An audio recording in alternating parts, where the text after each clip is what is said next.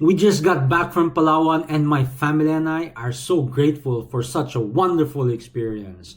As a first-timer over there in that beautiful island, for the Batang Pinoy event in which my kids joined in the Jiu-Jitsu category, it was so amazing.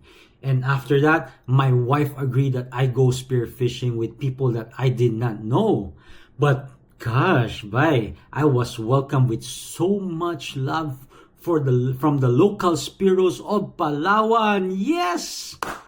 Shout out going out to the first local Spiros that I met over at Palawan, Maki Belmonte, Ivan, and Marco. Also a big shout out to Ting Atayara, Spiro wannabe of Bohol.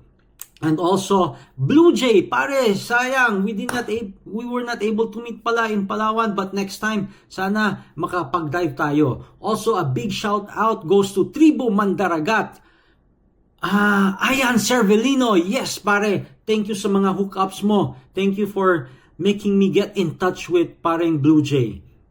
And now after that, we met a lot of good people over there in Palawan who kept our stay there comfortable and safe. Thank you so much. My wife and I are so thankful sa inyohang tanan. Then we went to El Nido. I met with Ethan. Pare, Ethan, thank you for all the good spots that you showed me and the dive buddy system that we made over there at your spots.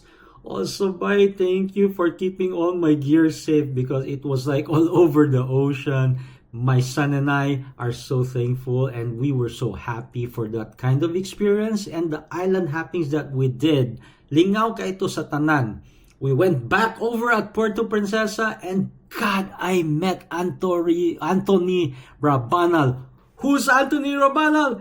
He is Joy Adventure. And he was my dive buddy. Joy Adventure, my dive buddy. Grabe ha?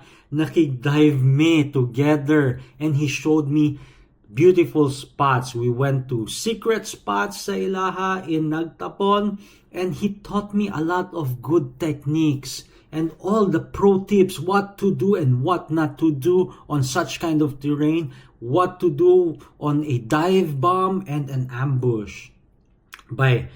Thank you also, a big shout out to Boss Jove Maninisid. Thank you. It was nice experience diving with you. And also to Kuya Duwang. I hope we can dive again soon. Paksit!